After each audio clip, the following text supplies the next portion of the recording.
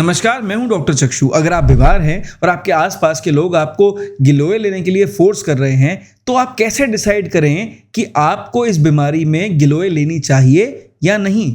इस वीडियो में हम इसी बात पर चर्चा करेंगे कि भैया वो कौन सी 6 अलग अलग तरह की रिपोर्ट्स हैं जिसमें अगर पेशेंट की गड़बड़ी निकले, पेशेंट को तकलीफें निकलें, तो उस रिपोर्ट्स के अकॉर्डिंग आप डिसाइड कर पाएं कि गिलोय आपको फ़ायदा करेगी या नहीं। एक बहुत इंटरेस्टिंग वीडियो है और आपके बेनिफिट के लिए, आपके फ़ायदे के लिए बनाया गया है। तो आपसे रिक्वेस्ट करेंगे कि अगर आप समझदार हैं और गिलोय से फ़ायदा चाहते हैं तो ये वीडियो आप ज़रूर देखेंगे।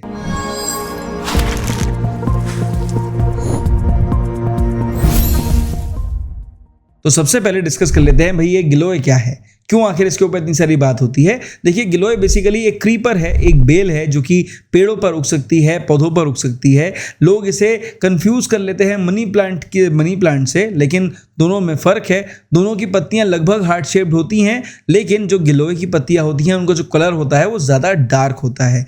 दूसरी बात, माना जाता है कि अगर आप जो गिलोय की बेल है उसको नीम पर चढ़ा दें तो नीम पर चढ़ी हुई जो गिलोय होती है वो और भी ज़्यादा फायदेमंद होती है। ये फ़ायदा इसलिए करती है, इसे आयुर्वेद में अमृत तुल्य माना जाता है क्योंकि इसके अंदर बहुत सारे एंटीऑक्सीडेंट्स हैं और मेडिसिनल प्रॉपर्टीज़ इसके अंदर जो मौजूद हैं वो तुलसी के पौधे से भी कहीं ज़्यादा है।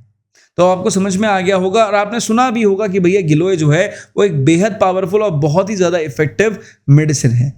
अब चर्चा करेंगे कौन सी रिपोर्ट्स आपकी बढ़ी हुई हैं तो आपको गिलोय लेने के बारे में सोचना चाहिए। तो भाई पहली रिपोर्ट्स हम बात करेंगे यहाँ पर इन्फ्लेमेशन के बारे में। अब अगर किसी मरीज के शरीर में कोई इन्फ्लेमेशन, कोई सूजन आ रही है तो हम कौन सी जांच कराते हैं? 2 जांच कराते हैं। पहली हो गई हमारी ESR और दूसरी हो गई हमारी CRP।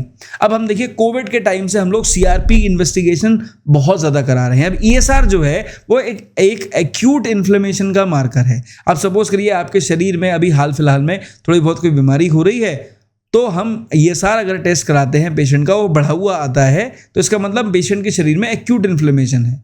पर अगर वही इन्फ्लेमेशन यानी वही सूजन उसके अलग अलग ऑर्गन्स में हो जाए, मल्टीपल ऑर्गन्स में हो जाए, फॉर एग्जांपल उसकी आंतों में भी सूजन है, उसके लिवर में भी सूजन है, उसकी स्प्लीन में भी सूजन है ना, तो ऐसी कंडीशन में क्या होगा, हमारा CRP बढ़ सकता है। अब ये ना सिर्फ इन 3 ऑर्गन से जुड़ी हुई है बल्कि हमारे पेट यानी स्टमक से, अगर हमारे स्टमक में इन्फ्लेमेशन है, क्रॉनिक इन्फ्लेमेशन है, तो उसमें भी CRP बढ़ सकता है। लंग्स में क्रॉनिक इन्फ्लेमेशन है, CRP बढ़ सकता है। अगर हमारे जोड़ों में क्रॉनिक इन्फ्लेमेशन है तो भी हमारा CRP बढ़ सकता है। तो अगर हमारे शरीर में इन्फ्लेमेशंस हो रहे हो यानी हमारा CRP बढ़ रहा हो, और ध्यान रखिए कोविड के समय पे हाई CRP का मतलब था कि पेशेंट को हार्ट अटैक आने के चांसेस काफ़ी हैं, बिकॉज ये हार्ट इन्फ्लेमेशन का भी मार्कर है। अब CRP रिलीज करता है, ये एक प्रोटीन है जो कि हमारा लिवर रिलीज करता है जब हमारी बॉडी में क्रॉनिक इन्फ्लेमेशन होते हैं। तो अगर ESR और CRP बढ़ा हुआ आता है तो आपको गिलोय ज़रूर इस्तेमाल करनी चाहिए और रेगुलरली कुछ दिनों तक यूज़ करना चाहिए जब तक रिपोर्ट्स आपकी नॉर्मल नहीं आ जाती हैं तो, और बाकी दवाइयों के साथ में। अब जो दूसरी रिपोर्ट जिसके बारे में आपको ध्यान रखना चाहिए वो कोई TLC काउंट यानी टोटल ल्यूकोसाइट काउंट। अब जब आप लोग अपना CBC कराते हैं ना, तो CBC के अंदर एक वैल्यू आती है, उसे हम कहते हैं TLC यानी टोटल ल्यूकोसाइट काउंट। अब फर्ज करिए आपके शरीर में कोई एलर्जी हो रही हो या फिर कोई इन्फेक्शन हुआ हो, चाहे वो बैक्टीरियल हो, वायरल हो, फंगल हो या पैरासिटिक हो, ठीक है, यानी कोई कीड़ा बीड़ा है, वॉर्म इन्फेस्टेशन आपके शरीर में हो गई हो, तो ऐसी कंडीशन में हमारे शरीर जो है वो अपनी रोग प्रतिरोधक क्षमता यानी इम्यूनिटी यानी फाइटिंग स्पिरिट को बढ़ा देगा और हमारे शरीर में TLC काउंट्स बढ़ जाएंगे। तो बेसिकली TLC काउंट अगर बढ़ जाता है, जो CBC में बढ़ा हुआ आता है, इसका मतलब देयर इज एन इन्फेक्शन या फिर देयर इज एन इन्फ्लेमेशन, जो एलर्जी की वजह से भी हो सकती है ना। तो ऐसी कंडीशन में आपको गिलोय ज़रूर इस्तेमाल करनी चाहिए। इसके अंदर जो anti inflammatory, antibiotic, anti viral, anti fungal properties हैं या एंटी हेलमिंथिक प्रॉपर्टीज़ भी हैं, वो आपके शरीर को इम्प्रूव करने में, बीमारी से लड़ने में आप बहुत ज़्यादा अच्छा योगदान देंगी। और TLC काउंट्स रैंडमली अच्छे से फॉल होते हैं अगर हम रेगुलरली कुछ समय तक जो गिलोय है उसे इस्तेमाल करते हैं। तो अब हम बात करेंगे यहाँ पर तीसरी जांच के बारे में जो कि है टोटल IgE। देखिए, बहुत सारे पेशेंट्स मेरे पास आते हैं जो कि एलर्जिक है, मैं खुद उनका टोटल IgE हर बार कराना प्रेफर करता हूँ। ये एक मार्कर है जो कि हमारी बॉडी में जो एलर्जीज़ हैं, क्रॉनिक एलर्जीज़ खासकर, उनके लिए हम कराते हैं। तो अगर चाहे आपको एलर्जिक ब्रोंकाइटिस हो रही है यानी एलर्जी वाली खांसी आ रही हो, चाहे आपको एलर्जिक एस्थमा हो रहा हो, ठीक, चाहे आपको एलर्जिक डर्मेटाइटिस हो रही हो, डर्मेटाइटिस मतलब स्किन की कोई इन्फेक्शन हो रही हो, ठीक, किसी भी तरह की अगर एलर्जीज हैं और अगर हमें कहीं से भी एक डाउट है कि मरीज को एलर्जी हो सकती है, तो हम जो क्रॉनिक एलर्जी का मार्कर है टोटल IgE वो हम कराते हैं। अब अगर किसी पेशेंट में टोटल IgE बढ़ा हुआ आए तो चाहे वो डॉक्टर की कोई भी दवा खा रहा हो, मुझे लगता है उसे टीनोस्पोरा यानी गिलोय जो है वो रेगुलरली कंज्यूम करना चाहिए जब तक उसकी कंप्लेंट में इंप्रूवमेंट ना आ जाए। वो आपके शरीर में गर्मी पैदा करेगी, ये जो एलर्जेंस है यानी हाइपर सेंसिटिव आपका इम्यून रेस्पॉन्स है उसे कंट्रोल करने में आपकी पूरी सहायता करेगी और शरीर को स्वस्थ बनाने में बहुत इंपॉर्टेंट रोल प्ले करेगी। अब जो चौथी जांच जिसके लिए आपको टीनोस्पोरा जरूर इस्तेमाल करनी चाहिए वो है फीवर यानी बुखार के लिए। अब आजकल एक ट्रेंड बन गया है, जो मॉडर्न पैथोलॉजीज है ना वो क्या करती हैं, फीवर प्रोफाइल करती हैं, है ना। अब अगर कोई मरीज को बुखार आएगा और 3-4 दिन से ज़्यादा हो गए, बुखार टूट नहीं रहा है, तो ऑब्वियसली कोई भी लैब जो है वो आपको सजेस्ट करेगी आप फीवर प्रोफाइल करा लो। फीवर प्रोफाइल का मतलब है कि वहाँ पर हम मलेरिया की जांच कर रहे हैं, डेंगू की कर रहे हैं, चिकनगुनिया की कर रहे हैं, टाइफॉइड की कर रहे हैं और यूरिन इन्फेक्शन की कर रहे हैं, यानी 5 जांचें कर रहे हैं। ठीक, तो जब हमने 5 जांचें करी, इनमें से कोई सी भी जांच अगर बढ़ी हुई आ रही है, चाहे वो मलेरिया हो, चाहे वो डेंगू हो, चाहे चिकनगुनिया हो, चाहे वो टाइफॉइड हो या पेशाब का इन्फेक्शन ही क्यों ना हो, किसी भी कारण से अगर मरीज को बुखार आ रहा है, हाई ग्रेड फीवर हो या लो ग्रेड फीवर हो, कभी चढ़ रहा हो कभी उतर रहा हो और मरीज बुरी तरह से पस्त हो चुका हो, शरीर में ताकत ना रही हो, वीकनेस आ गई हो और शरीर की रिकवरी जो है वो थोड़ी सी क्वेश्चनेबल हो जाए कि भैया कितना समय लगेगा रिकवर होने में, चाहे वहां पर प्लेटलेट काउंट से क्यों ना फॉल कर रहे हो, तो ऐसी कंडीशन में गिलोय जरूर इस्तेमाल करनी चाहिए और तब तक यूज करनी चाहिए जब तक हमारा पेशेंट फीवर वाली कंडीशन से रिकवर ना हो जाए। अब जो यहाँ पर 5वीं जांच है जिसके बारे में आपको खासा ध्यान रखना चाहिए वो है हमारे गठिया के मरीजों के लिए, उस जांच का नाम है RF फैक्टर। अब अगर किसी मरीज को रूमेटॉइड आर्थराइटिस हो जाएगा तो वहां पर रूमेटिक फैक्टर यानी RF फैक्टर बढ़ा हुआ आएगा। अभी RF फैक्टर हम 2 तरह से चेक कराते हैं, एक होता है क्वालिटेटिव, एक होता है क्वांटिटेटिव। क्वालिटेटिव का मतलब है भैया कि पॉजिटिव है कि नेगेटिव है, और क्वांटिटेटिव का मतलब है कि अगर पॉजिटिव है तो कितना पॉजिटिव है।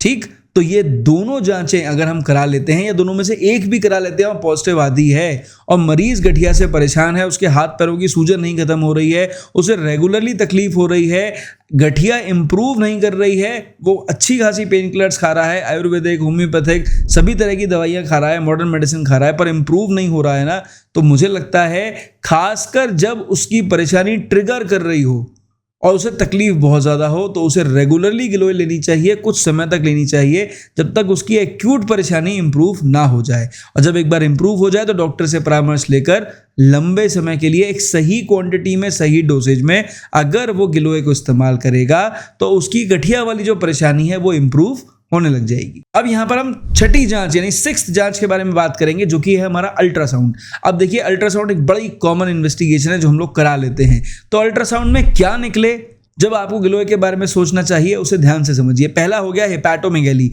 यानी जब आपका लिवर का साइज नॉर्मल साइज से बढ़ जाए, चाहे वो इन्फेक्शन हो, इन्फ्लेमेशन हो या फिर किसी और तरह की लिवर में प्रॉब्लम हुई हो।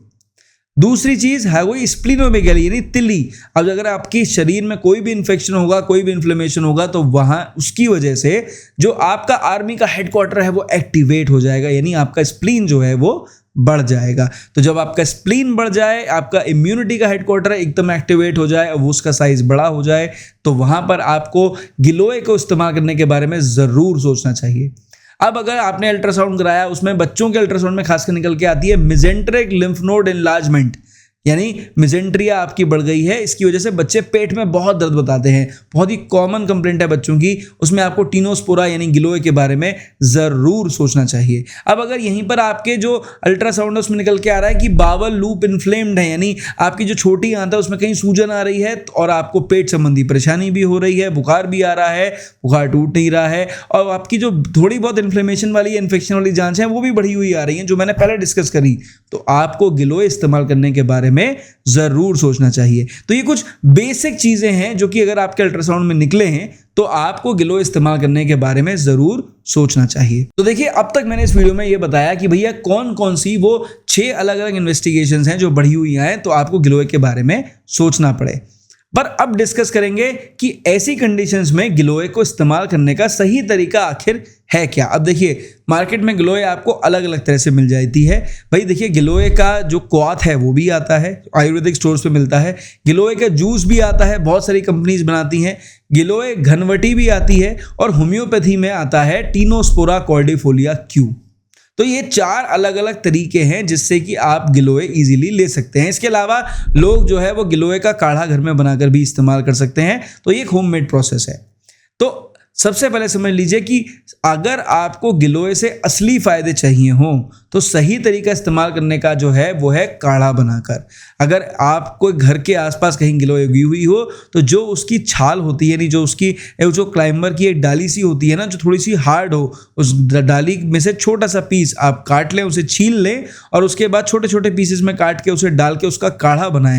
यानी आप लगभग 1 गिलास पानी लें, उसमें थोड़े से जो पार्टिकल्स हैं, जो पीसेस हैं उसके गिलोय के, वो डाल दें और 1 गिलास पानी को बिल्कुल लो आंच पर स्टील के बर्तन में या मिट्टी के बर्तन में खासकर धीरे धीरे करके पकाएं जब तक पानी आधा ना हो जाए। जब आधा हो जाए तो अपने पेशेंट को चम्मच से आप लगभग हर 2 घंटे पर भी पिलाने लग जाएंगे। तो जो आपकी परेशानियां हैं, एक्यूट कंप्लेंट्स हैं, उसमें मरीज को इंप्रूवमेंट आ जाएगा। पर फर्ज करिए अगर आप काढ़ा नहीं बना पा रहे हैं तो टिनोस्पोरा कॉर्डिफोलिया का मदर टिंचर होम्योपैथी में आता है। आप आंख बंद करके उसे ले आएं, उसकी क्वालिटी बहुत अच्छी होती है। आप 10 बूंद दवा दिन में 3 बार के हिसाब से भी अगर उसे इस्तेमाल करने लग जाएं या 2-2 घंटे में भी इस्तेमाल करने लग जाएं, बहुत ईजी तरीका है। गुनगुने पानी में 10 बूंद दवा डालिए, इस्तेमाल कर लीजिए, आपके पेशेंट को निश्चित इंप्रूवमेंट आने लग जाएंगे।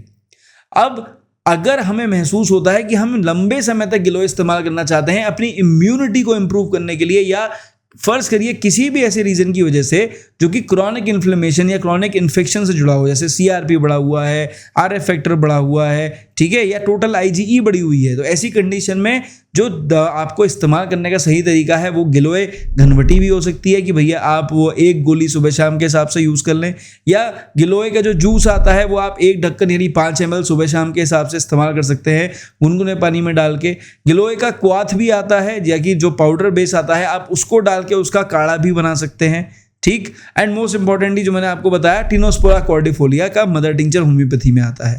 भाई मुझे लगता है कि आप चारों में से कोई भी तरीका अपनाएं, कौन सा अपनाएं वो आप खुद चूज करें, आपके लिए क्या बेटर है, क्या रेडीली अवेलेबल है। देखिए जूस अब कोई कंपनी कैसे बना रही है, उसमें कौन से प्रिजर्वेटिव्स हैं मैं नहीं जानता, मैं उसके ऊपर ज़्यादा सवाल भी नहीं करूंगा। पर आप एक समझदार पेशेंट हैं, प्रिजर्वेटिव वाली कोई भी दवा अगर लेना चाहते हैं तो इससे बेटर है नेचुरल फॉर्म में अवेलेबल है, आप उसी का काढ़ा बना के ले लो, या पाउडर्ड फॉर्म में क्वाथ अवेलेबल है, आप उसे ले लो। गिलोय घनवटी जो आ रही है वो भी एक ज़्यादा बेटर तरीका है, आप चुपचाप उसे 1 गोली के हिसाब से खा सकते हैं। एंड लास्टली जो होम्योपैथिक मदर टिंचर्स आते हैं ना, वो अल्कोहल में गिलोय को डाल दिया जाता है और गिलोय के सारे एक्सट्रैक्ट अल्कोहल जो है वो निकाल लेता है, और बहुत ही ईजी तरीका है, बहुत ही ज़्यादा इफेक्टिव तरीका है जिससे कि आप गिलोय को लेकर उसे इस्तेमाल कर सकते हैं और इफेक्टिव रिजल्ट्स पा सकते हैं। अब अगर डोसेज की बात करें, क्या डोसेज होनी चाहिए, भाई देखिए अगर आप गिलोय घनवटी लेना चाहते हैं तो 1 गोली सुबह शाम मोर देन सफिशिएंट है रेगुलर कंडीशंस में, या और अगर बाई चांस कोई एक्यूट इन्फेक्शन हो जाता है तो किसी आयुर्वेदिक एक्सपर्ट से बात करके उसकी डोसेज सेट कर सकते हैं, या कोई वीडियो देखकर आप उस डोसेज को पता कर सकते हैं, ठीक। अगर आप जूस इस्तेमाल करना चाहते हैं तो इजीली अवेलेबल है, आप 5 ml के हिसाब से उसको दिन में 3 बार, ज़रूरत पड़ने पर आप उसको जो है दिन में 5 बार भी इस्तेमाल कर सकते हैं। जो क्वाथ है और जो आपकी गिलोय की जो डंडी आप लोग निकाल लेते हैं उसका जो काढ़ा बना लेते हैं वो ज़्यादा इफेक्टिव होता है, खासकर जब एक्यूट इन्फेक्शंस हो, फीवर हो, एक्यूट इन्फ्लेमेशंस हो, तो आप उसमें काढ़े के बारे में ज़्यादा सोचें। लेकिन ध्यान रखें कि जब काढ़ा आप बनाएंगे 1 गिलास पानी को आधे गिलास पानी में रखकर कन्वर्ट करेंगे बॉयल करके, तो वो काफ़ी स्ट्रांग हो जाता है, 1 चम्मच मोर देन सफिशिएंट होता है। And lastly homeopathic mother tincture, भाई चाहे आपको एक्यूट कंडीशन में इस्तेमाल करना हो, क्रॉनिक कंडीशन में इस्तेमाल करना हो, आप किसी अच्छी कंपनी का होम्योपैथी का मदर टिंचर टिनोस्पोरा कॉर्डिफोलिया का लेके आइए, 10 बूंद दवा आधा कप पानी में डाल के, गुनगुने पानी में डाल के 2-2 घंटे पर रिपीट करें, आधे घंटे पर रिपीट करें, या दिन में 3 बार रिपीट करें, आपको बिल्कुल प्रॉब्लम नहीं आएगी, डोसेज हमेशा कंट्रोल रहेगी और आपको हमेशा बेनिफिट्स मिलेंगे। तो आई होप कि मैंने इस वीडियो में जो आपको जानकारी दी है बिल्कुल क्लियर कट थी, टू द पॉइंट थी और आपके फायदे के लिए थी। अब ये जो जानकारियां होती है ना, ये मैं स्पेशली आप लोगों के लिए बनाता हूं, बहुत सोच समझ के बनाता हूं ताकि आपको फायदा हो सके। तो ये जो सब्सक्राइब का बटन है ना, आप भी बहुत जल्दी से दबा दिया करो ताकि आप इसी तरह से मेरे से कंटेंट एक्सपेक्ट करते रहो, मैं अच्छा कंटेंट आपके लिए बनाता रहूं। तो इस वीडियो में सिर्फ इतना ही, मेरी तरफ से नमस्कार, थैंक यू एंड जय हिंद।